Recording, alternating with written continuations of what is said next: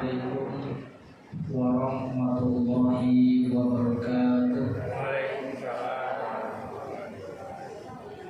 Alhamdulillahi rabbil alamin wa bihi nasta'inu ala umuri dunya. Assalatu wassalamu ala asyrafil anbiya'i wal mursalin wa ala alihi wa sahbihi ajma'in. Asyhadu an la ilaha illallah wahdahu la syarika lah wa asyhadu anna Muhammadan abduhu wa rasuluh sallallahu alaihi wasallam la nabiyya ba'da amma ba'du. Allah Ta'ala fil Qur'anil Karim, a'udzu billahi minasy syaithanir rajim. Bismillahirrahmanirrahim. Wa ahallallahu al-bai'a wa harrama riba. Sadaqallahu al-azim. Bapak pengurus beserta segenap jajaran kepengurusan Masjid Baitur Rahim yang sama-sama kita hormati, bapak-bapak, ibu-ibu, hadirin wal hadirat jemaah maghrib rahimakumullah. Pertama, kita bersyukur kehadiran Allah Subhanahu wa taala atas segala nikmat dan karunia-Nya. Alhamdulillah kita masih dapat hadir untuk melaksanakan kewajiban kita kepada Allah Subhanahu wa taala. Mudah-mudahan amal ibadah yang kita lakukan kiranya akan diterima dan diberikan balasan yang terbaik oleh Allah Subhanahu wa taala. Amin ya rabbal alamin. Salawat dan salam kita doakan kepada Allah, semoga selalu Allah curahkan buat junjungan kita, tauladan hidup kita, yakni baginda Rasulullah Muhammad sallallahu alaihi wasallam. Allahumma shalli ala Muhammad wa ala ali Muhammad. Bapak Ibu jemaah maghrib rahimakumullah, dalam kesempatan ini kajian kita judulnya adalah riba dalam pandangan Islam. Salah satu syariat dan aturan Allah yang sangat penting untuk kita tinggalkan Bapak Ibu adalah persoalan riba. Bulan kemarin kita sudah membahas tentang al-bai' atau jual beli. Makanya kita baca ayat wa ahallallahu al-bai'a wa harrama riba. Allah menghalalkan jual beli dan mengharamkan riba. Nah, Bapak Ibu jemaah rahimakumullah, apa sebenarnya yang dimaksud dengan riba itu? Ini mari kita lihat Bapak dan Ibu. Secara bahasa, riba itu maknanya adalah az-ziyadah, artinya bertambah. Kalau di perbankan disebut dengan bunga. Jadi kalau di bank tidak ada istilah riba, maksudnya tidak dipakai istilah riba, tapi bunga. Bunga ini Bapak Ibu bertambahnya sesuatu disebabkan mungkin karena pinjaman. Makanya ada dua kemungkinan yang bisa menimbulkan potensi riba. Yang pertama Bapak Ibu, barter, barang dengan barang, itu bisa menyebabkan adanya riba. Misal, ibu pinjam beras 1 kilo. Beras yang diberikan oleh tetangga kepada kita beras Solo Super. Harganya misalkan 1 kilo 30.000. Ketika membalikan barang yang 1 kilo tadi, lain 1 kilo juga kita balikan. Cuma kualitasnya berbeda, maka dia bisa menimbulkan riba. Apa namanya? Barter, tukar menukar barang. Yang kedua Bapak dan Ibu, riba itu bisa terjadi dalam akad pinjam meminjam. Kalau dalam jual beli tidak ada riba, makanya disebut dalam ayat tadi Allah menghalalkan jual beli. Jadi dalam segala bentuk jual beli yang diperbolehkan, maka tidak ada yang namanya riba. Kalau orang menjual dapat untung, itu tidak disebut dengan riba. Umpamanya dibeli air 1 botol ini modalnya oleh pedagang 2.500, lalu dijualnya 3.000, 6.500 itu tidak riba. Nah, Bapak Ibu kaum muslimin jemaah rahimakumullah.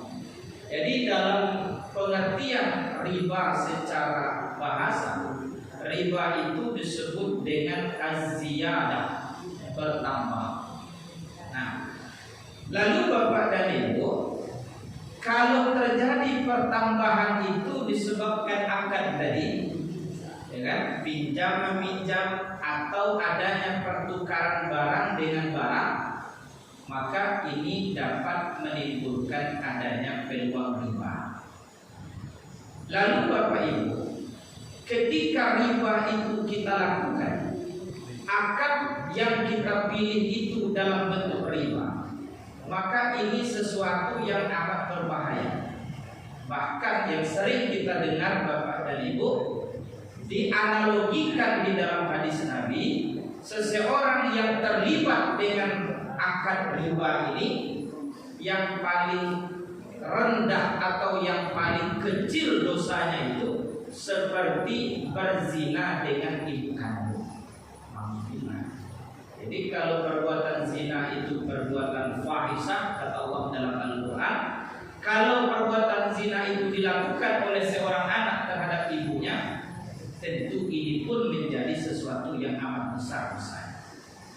Bapak dan Ibu jemaah rahimakumullah, di dalam surah Al-Baqarah ayat 279, nah ini mungkin agak kecil tulisannya Bapak Ibu, ya, disebutkan oleh Allah Subhanahu wa taala, jika kamu tidak melaksanakannya, ketahuilah akan terjadi perang dahsyat dari Allah dan Rasulnya. Akan tetapi jika kamu bertaubat, kamu berhak atas pokok hartamu, kamu tidak berbuat zalim atau merugikan dan tidak pula dizalimi.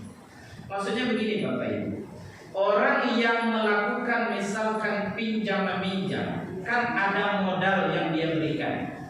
Dipinjamkan uang kepada seseorang sejumlah misalkan 1 juta. Lalu dari pinjaman itu tidak diambilnya tambahan, dikembalikannya 1 juta juga. Maka Bapak dan Ibu, kalau itu yang terjadi, maka Allah tidak akan memerangi kita. Tapi kalau misalkan kita minta tambahan, maka dalam ayat ini Bapak Ibu disebutkan bahwa jika ini kita lakukan, Allah dan Rasulnya akan memerangi kita. Jadi Allah sangat benci kepada perbuatan riba. Kenapa? Karena dalam Islam Bapak Ibu, orang yang diberikan kemampuan idealnya harus membantu yang lemah. Makanya ada ayat yang menjelaskan agar kita itu saling bertolong menolong. Wa ta'awanu 'alal birri wat taqwa wa la ta'awanu 'alal itsmi wal 'udwan. Bapak Ibu jemaah rahimakumullah. Lalu kalau kita perhatikan definisi ini Bapak dan Ibu, artinya pengertian secara istilah syariat atau istilah syarak, bahwa riba itu saling tukar menukar barang dengan yang lain. Jadi adanya tukar menukar barang, yang mana dalam pertukaran itu Bapak Ibu tidak diketahui kesamaannya menurut standar syariat. Boleh tadilah kan kita contohkan, dipinjam barang 1 kilo, lain sama jumlahnya, tetapi kualitasnya tidak sama, maka dia bisa menjadi riba. Atau adanya 2 barang yang ditukar, yang mana mengalami keterlambatan atau penangguhan pengembalian, atau salah satu dalam akad tersebut terjadinya keterlambatan. Jadi Bapak Ibu, kalau kita meminjam uang di bank, janji membayar tanggal 1 misalnya, kemudian karena sesuatu dan lain hal tidak ada kemampuan kita untuk membayar uang tadi, Ketika itu Bapak Ibu otomatis pihak bank akan memberikan denda karena terlambat membayar, misalkan dinaikkan atau ada tambahan misalnya 5%. Penalti. Nah, ada penaltinya. Kalau itu dilakukan Bapak Ibu berarti termasuk salah satu bentuk riba. Tapi kalau terlambat kita tidak ada dendanya, itu tidak termasuk riba. Nah, Bapak Ibu kaum muslimin, makanya dalam sistem ekonomi Islam Bapak dan Ibu ada banyak solusi sebenarnya.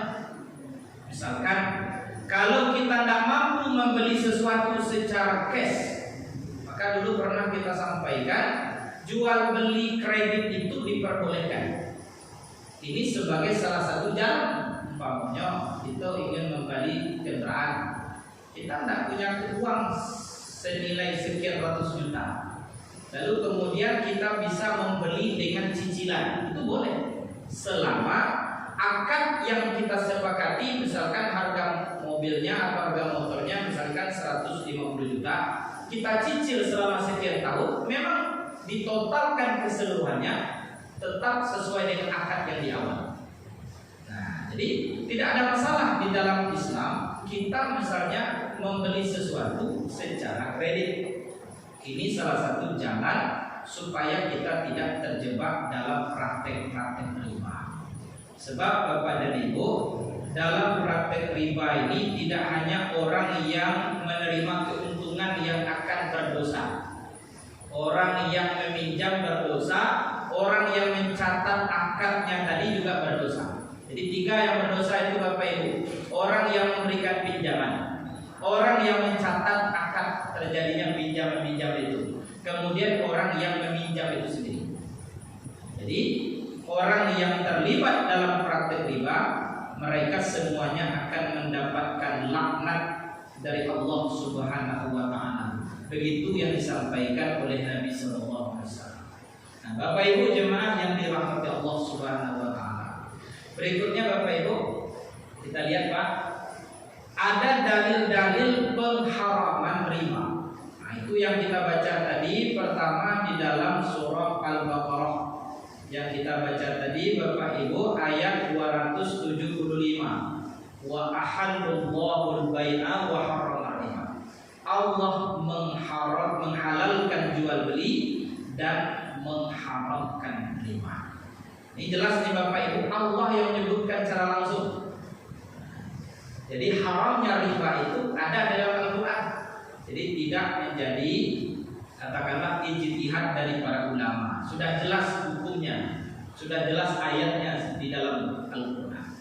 Kemudian Bapak Ibu kaum muslimin, disebutkan pula di dalam surah Al-Baqarah 275 itu bahwa orang yang memakan atau mengambil riba tidak dapat berdiri, melainkan berdirinya itu seperti berdirinya orang yang kemasukan syaitan. Jadi posisi orang yang memakan riba itu dalam pandangan Al-Quran, dia tidak akan berdiri dengan lurus, dia tidak akan berdiri dengan kokoh. Bahkan dalam hadis Nabi, nanti di akhirat Bapak Ibu, orang yang memakan riba ini akan dibangkitkan dalam kondisi yang mengenaskan nanti di akhirat. Nah, dalam ayat ini disebut oleh Allah bahwa orang yang memakan riba itu mereka tidak bisa berdiri, melainkan berdirinya seperti kemasukan syaitan. Apa sebabnya? Kata Allah, lantaran mereka adanya tekanan penyakit. Nah, jadi Bapak dan Ibu, orang yang terlibat riba ini sebenarnya bisa dibilang mereka tidak dalam kondisi normal. Nah, Bapak Ibu, kemudian juga disebutkan bahwa Bapak dan Ibu, Allah Subhanahu wa taala itu memusnahkan riba dan menyuburkan sedekah, dan Allah tidak menyukai setiap orang yang tetap di dalam kekafiran. Jadi Bapak Ibu, jelas dalam ayat ini bahwa Allah itu menghapuskan yang namanya praktek riba. Nah, Artinya Islam tidak memperbolehkan adanya riba. Dan yang diperbolehkan Bapak Ibu, solusinya kalau kita tidak mau terjebak dalam praktek riba, maka umat Islam harus menyuburkan sedekah. Contohlah Bapak dan Ibu, kalau kita pinjam meminjam, maka untuk supaya tidak terlibat kita dalam praktek riba, orang yang punya uang banyak-banyak bersedekah. Ya, jadi supaya umpamanya kita tidak memakan sesuatu yang disebut dengan riba itu, kalaupun ada kelebihan rezeki kita, perbanyak untuk bersedekah. Sebab apa? Allah berjanji Bapak Ibu, orang yang rajin bersedekah itu bahwa mereka akan dilipat gandakan nilai kebaikan. Rezekinya akan Allah mudahkan. Tidak akan pernah, kata Nabi, orang miskin gara-gara bersedekah. Kadang-kadang orang ingin cepat kaya, istilahnya di paranaan piti, ya kan? Ditanam uang, lalu nanti orang mengembalikannya dengan jumlah berlebih. Modal misalnya 1 juta, nanti dapat 1 juta lebih. Nah, kelebihannya itu Bapak dan Ibu disebut dengan riba. Nah, Bapak Ibu jemaah rahimakumullah. Kemudian juga disebut di dalam surah Ali Imran ayat 130.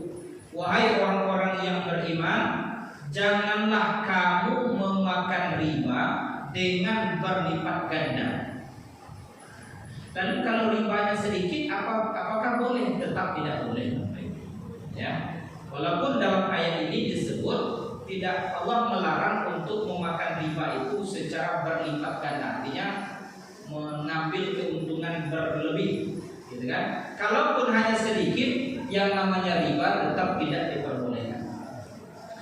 Kemudian Bapak dan Ibu, dalam hadis Nabi SAW seperti yang kita sampaikan tadi, Allah melaknat orang-orang yang memakan riba.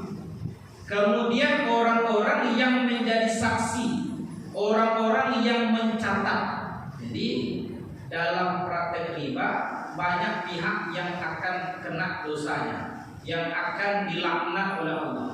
Mulai dari orang yang memakan riba itu sendiri, baik itu kita yang meminjam atau yang memberi pinjaman, kemudian orang yang menyaksikan akad yang kita lakukan, dan juga orang yang mencatat.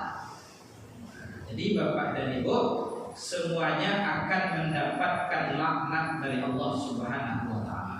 Begitu berbahayanya Bapak Ibu, kalaulah dilaknat itu Bapak Ibu, kok lebih banyak menanam biti di dunia, tapi di akhirat nanti dilaknat. Tentu ini sesuatu yang tidak baik Bapak Ibu.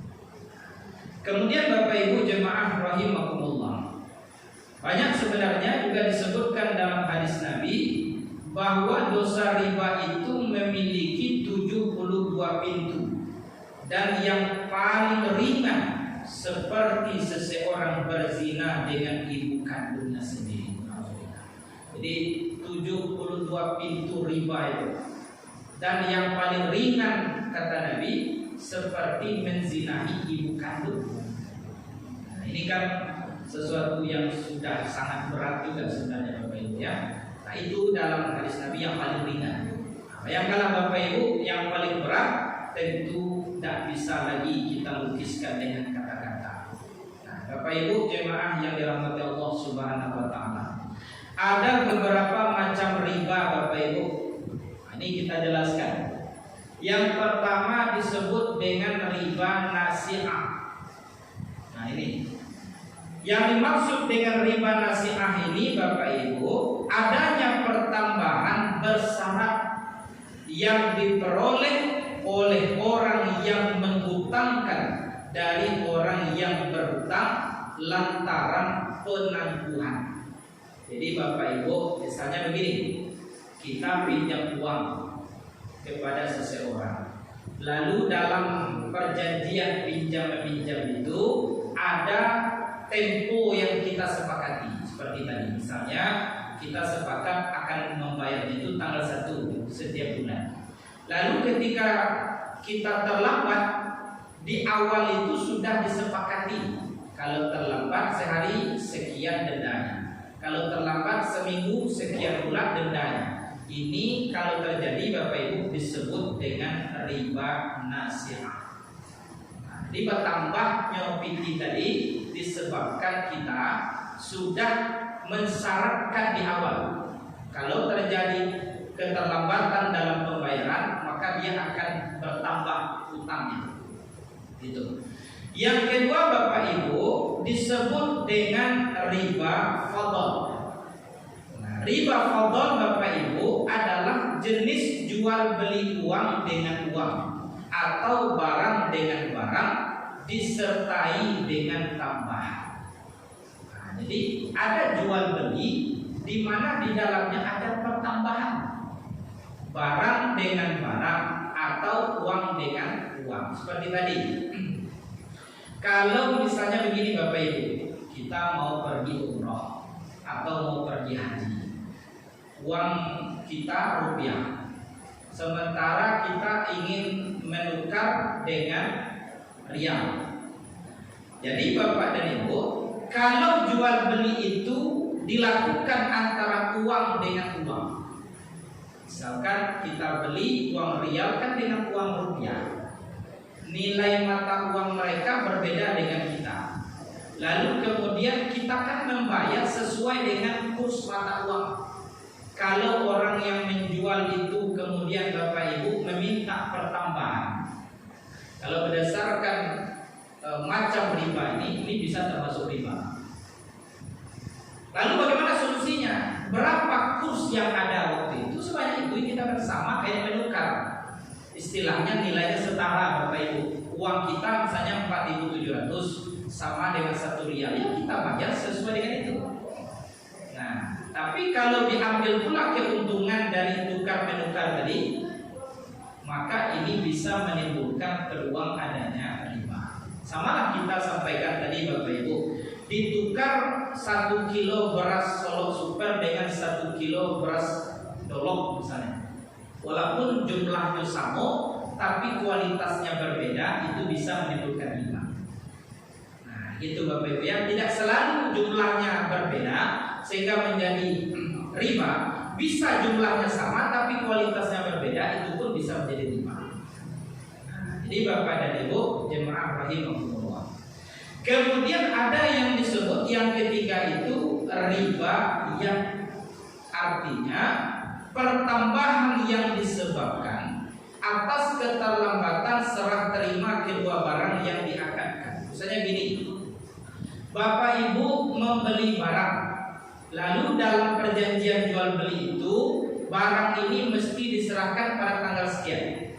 Rupanya ada keterlambatan pengiriman, mungkin karena bencana alam, mungkin karena yang lain-lain, tapi dalam perjanjian itu sudah disepakati, bila barang ini tidak sampai sesuai dengan target yang ditentukan, pihak yang menjual harus membayar misalkan denda sekian banyaknya. Nah, maka ini bisa pula menjadi bentuk riba, ya. Nah, kemudian yang disebut dengan riba qard, artinya pertambahan yang terjadi pada utang piutang. Nah, seperti tadi kita sampaikan, di awal disepakati dipinjam uang sekian banyak, nanti harus dilebihkan 10% misalnya. Kelebihan daripada pokok utang itu disebut dengan riba. Nabi mengatakan kullu qardin jarran manfaatan fahuwa riba. Segala sesuatu pinjaman yang mendatangkan keuntungan disebut dengan riba. Jadi Bapak Ibu kaum muslimin jemaah rahimahumullah, ini macam-macam riba. Nah, kemudian Bapak Ibu kita lihat berikutnya Pak, apa hikmah? Berikutnya Pak. Terus Pak.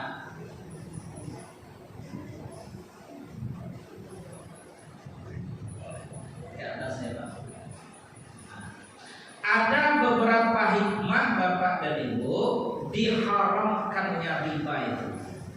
Jadi kenapa Allah mengharamkan riba bagi kita? Tentu ada kebaikan di dalamnya. Ya. Yang pertama Bapak Ibu, di balik pengharaman riba itu, ternyata riba itu dapat menimbulkan permusuhan.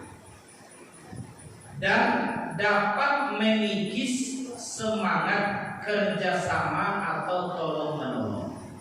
Jadi praktek riba Bapak dan Ibu itu dapat membuat permusuhan. Contoh, Bapak Ibu pinjam uang ke bank, lalu uang tadi tidak dibayar, mungkin karena situasi ekonomi, atau kita dapat musibah, atau mungkin kita tidak lagi bekerja sehingga tidak bisa kita melunasi hutang. Memang kewajiban kita yang berhutang memang wajib bayar hutang. Tetapi Bapak dan Ibu, kalau kita lihat dalam sistem Islam, orang yang tidak mampu betul dia membayar hutang, pihak yang memberi pinjaman itu sebenarnya harus memberikan keringanan. Tapi kalau di sistem perbankan Bapak Ibu, ini tidak mau tahu soal usaha itu bangkrut, adanya berbagai kondisi kita Bapak Ibu nan jaleh, mereka hanya tahu bahwa setiap tanggal yang disepakati kita wajib membayar sejumlah uang itu. Ya, ujung-ujungnya Bapak Ibu banyak orang yang bertikai dengan misalkan orang yang meminjamkan ini.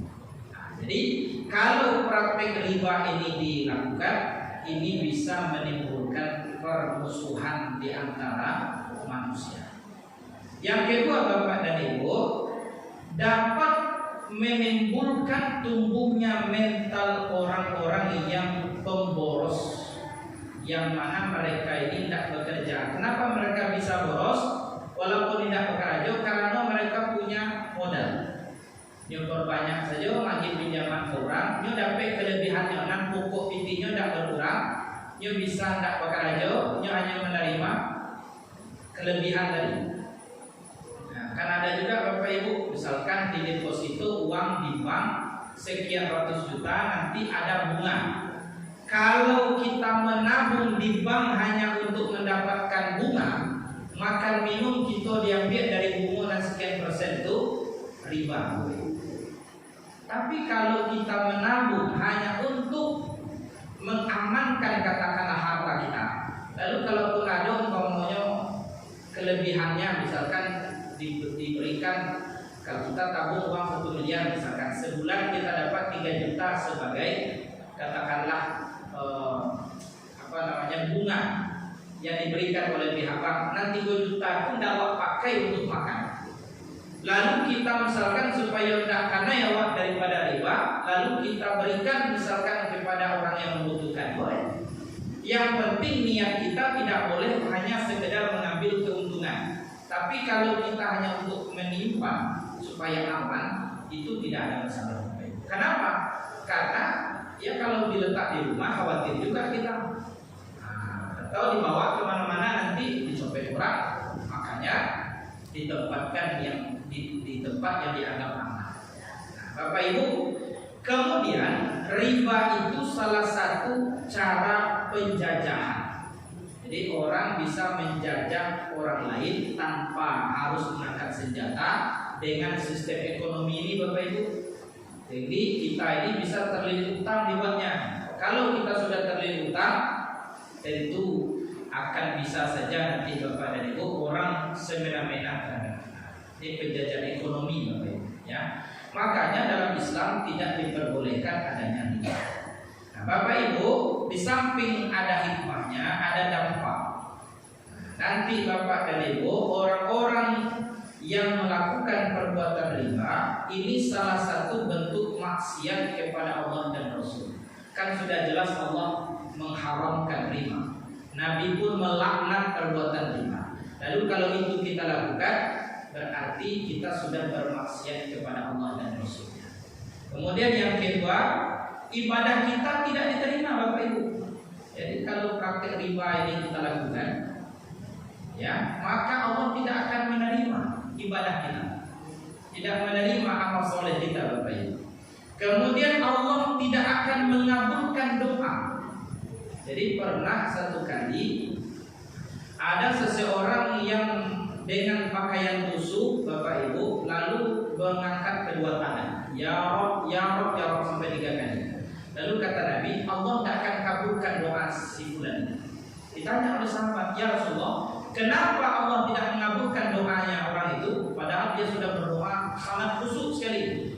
Kata Nabi, pakaian yang dia pakai itu haram, makanan yang dia makan, minuman yang dia minum itu haram. Maka Allah tidak akan mengabulkan doa dari seseorang yang memakan atau memakai sesuatu yang haram. Nah, kalau riba ini sudah Allah haramkan, berdoa pun kita berarti doa kita tidak akan diterima, tidak akan dijawab. Bapak Ibu, kemudian yang keempat, hilangnya keberkahan umur dan membuat pelaku riba itu melar. Orang yang mungkin kaya karena riba, Bapak Ibu, maka kekayaannya itu tidak akan selamanya bertahan. Tidak akan ada orang kaya yang akan bertahan kekayaannya itu kalau dia dapatkan hartanya itu dari riba. Tidak ada, Bapak Ibu. Sehebat-hebat rentenir, ada enggak Bapak Ibu lihat sampai sekarang ada rentenir dari turun-temurun tetap jadi orang kaya? Tidak ada. Mungkin dulu ada orang yang buka julo-julo koperasi, maaf Bapak Ibu, koperasi tembak, ya kan? Itu riba Bapak Ibu, rentenir. Awak pesan piti, pinjam piti 1.000, lagi kawak 95.000, setiap hari balikan 5.000, sampai 30 hari sebulan. 50.000 jadi kelebihan itu disebut dengan riba.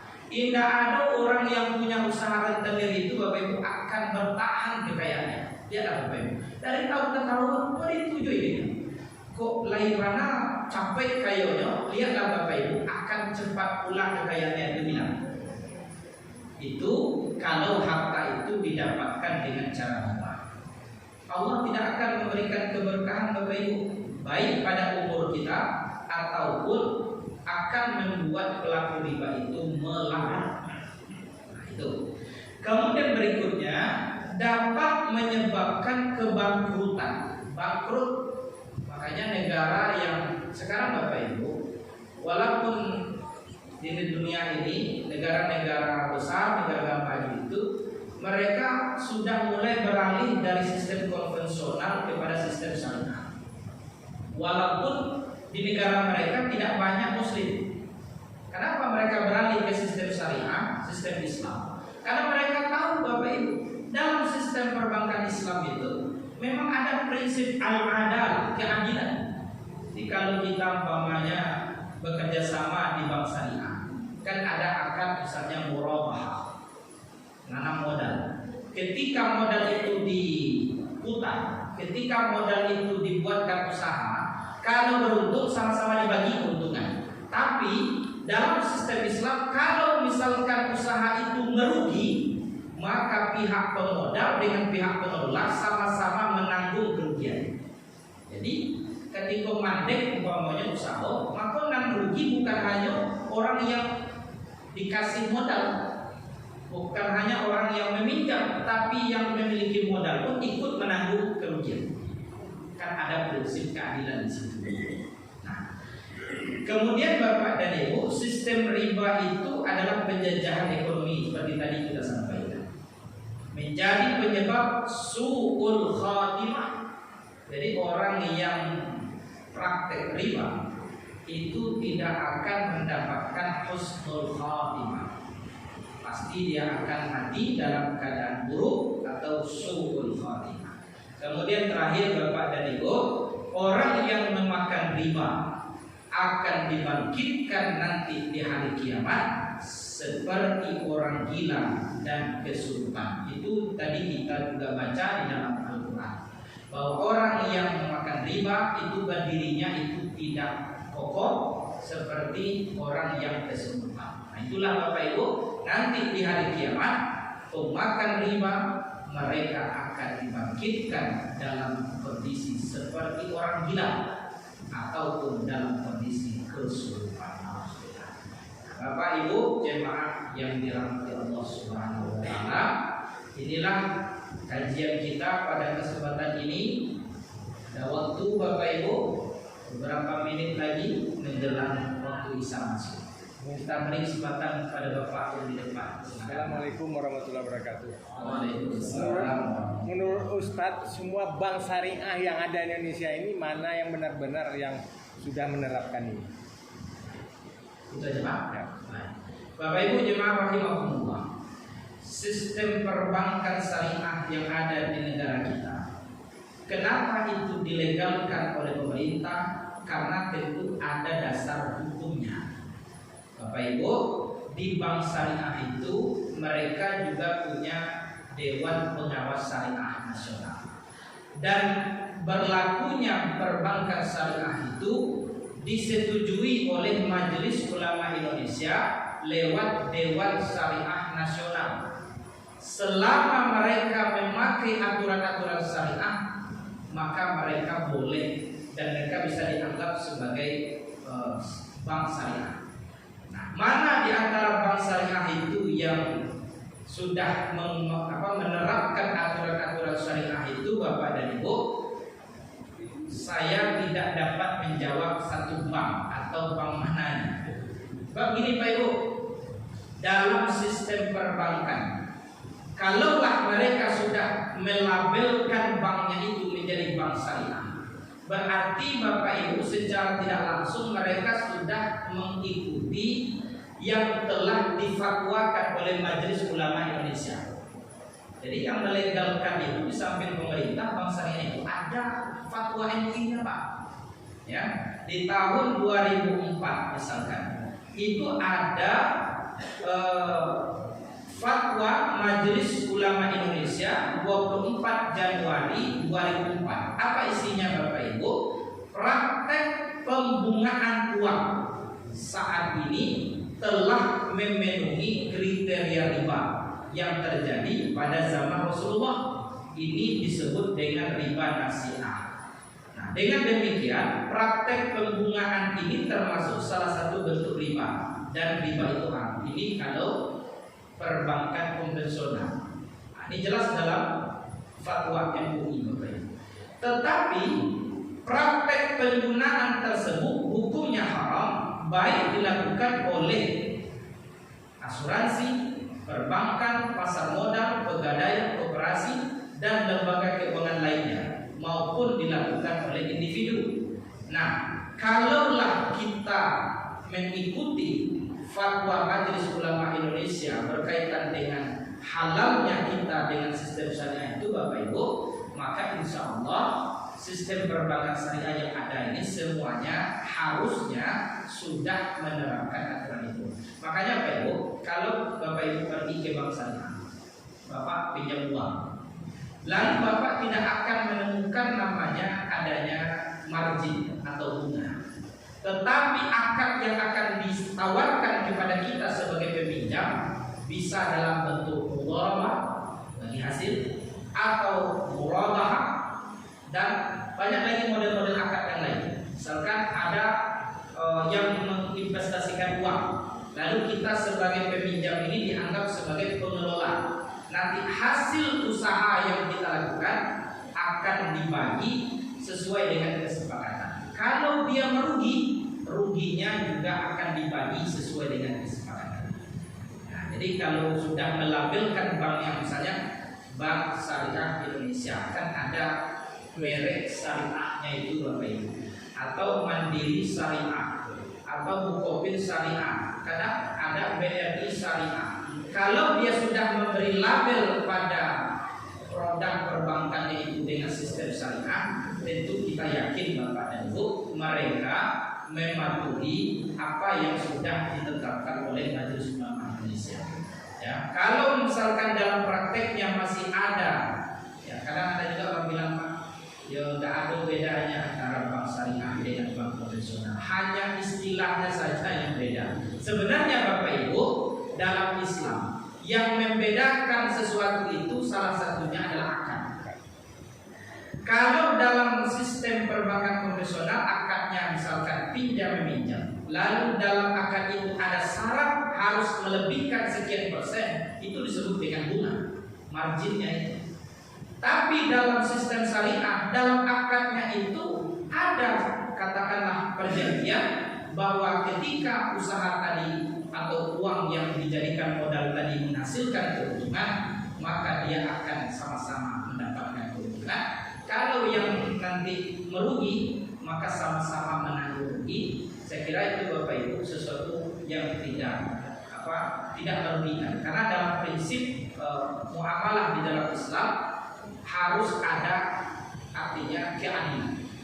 Tidak boleh ada yang terzolim, baik itu dalam jual beli, dalam pinjam meminjam, dalam tukar menukar barang, tidak boleh namanya ada kezaliman. Wallahu a'lam. Ibu, ada pertanyaan Bu? Silakan.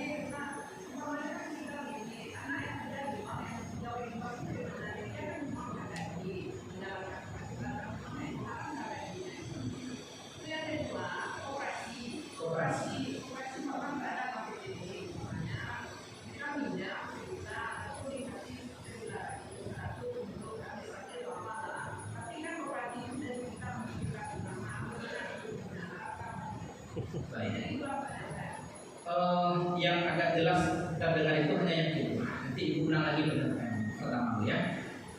Ibu bapak, misalkan kita buat koperasi, kemudian kita pinjam uang 1 juta, lalu sudah menjadi anggaran dasar atau anggaran rumah tangga dalam koperasi itu, setiap meminjam itu akan dipotong biaya administrasi. Kita hanya terima misalnya 100 ribu dianggap uang administrasi. Pertanyaan saya, ketika nanti Ibu bayar, apakah jumlah pembayaran Ibu itu lebih dari 1 juta atau tetap 1 juta? Kalau jumlah pembayaran atau pengembalian dari pinjaman itu tetap sejumlah uang yang kita pinjam, walaupun mana limo tidak sebanyak itu Pak, ya kan? Misalnya tetap 1 juta, yang 100 ribu tadi sudah kita sepakati, sudah ada saling antara bimbingkum, saling suka sama suka di antara kamu, atau dalam Al-Quran artinya ada kerelaan. Sama juga ibu-ibu arisan, ya Bu ya, ada istilahnya uang buku, nah, kan begitu Pak. Nah, ya kan, siaran tukang paci buku inyo menagih, hanya tentu bayaran bakal dia membuat uang iuran atau arisan tadi, sehingga dia bilang uang buku uangnya 50.000. Setiap kali cabut dapat maka dipotong 50.000 untuk uang buku. Semua anggota tidak keberatan, sepakat semuanya. Ketika dikembalikan uang tadi jumlahnya tetap sama, yaitu misalkan kita iurannya per bulan atau per minggu misalnya 50.000, tetap sebanyak itu juga, maka itu tidak menjadi riba, boleh. Tapi kalau lebih daripada pokok utang, walaupun nanti tadi bagus melarang, tapi kita sudah ikhlas ini, yang 100.000 dianggap sebagai administrasi, kita ikhlas karena kita sudah ikut dalam koperasi tadi, maka jumlah pembayaran Ibu hanya 1 juta, berarti itu boleh. Tapi kalaulah berlebih dari jumlah pinjaman, maka bisa dianggap sebagai riba. Dan pertama tadi tentang apa Bu? Ya, Bapak Ibu, tadi sudah kita sampaikan. Ini bukan saya yang bilang Bapak Ibu ya. Buka saja nanti Bapak Ibu bahwa ada fatwa MUI ya tentang bunga bank. Di dalam fatwanya itu Bapak Ibu, misalkan fatwa nomor 1 tahun 2004, bunga bank konvensional itu hukumnya haram karena termasuk riba nasiah. Bapak Ibu, Ustaz, kini kondisinya anakku di situ sampai kerajaan. Kita pun kadang karena dia dahulu mungkin tidak tahu atau mungkin kondisinya tidak ada pilihan lain. Bapak Ibu, kita harus yakin bahwa tidak ada dosa sebesar apapun yang kita buat yang tidak ada pintu ampunan. Kecuali dosa syirik. Orang syirik itu Bapak Ibu, dia sudah berislam, dia sudah beriman, tapi dalam beriman tadinya percaya pula kepada selain Allah, itu namanya orang musyrik. Nah, ya kan? Kalau umpamanya Bapak Ibu ini kita yakin ini salah satu bentuk daripada riba, maka solusinya Bapak Ibu, kita kalau dapat, yakinlah Bapak dan Ibu, ada banyak profesi dan ada banyak pintu rezeki yang Allah siapkan. Lalu kalau tidak ada orang namun mengurus bank konvensional, kok bank syariah pilihannya kan bisa. Tapi selama belum ada pilihan itu, ya mau tidak mau kita terpaksa di situ. Mudah-mudahan Allah memaafkan dan mengampunkan dosa kita. Babi Bapak Ibu itu haram. Dalam kondisi-kondisi tertentu dia bisa berubah menjadi haram. Selama kondisi darurat maka itu bisa boleh untuk kita makan. Tapi kalau rasanya bisa kita keluar dari kondisi itu, tentu kita berusaha untuk meninggalkannya. Karena itu sudah difatwakan oleh Majelis Ulama. Nah, cuma kembali lagi kepada kita. Itu ya. Wallahu a'lam. Bapak Ibu jemaah rahimahullah, barangkali inilah yang dapat kita sampaikan dalam kesempatan ini. Mudah-mudahan ada manfaatnya. Terima kasih atas segala perhatian dan mohon maaf atas segala kekurangan. Billahi taufiq wal hidayah. Assalamualaikum warahmatullahi wabarakatuh.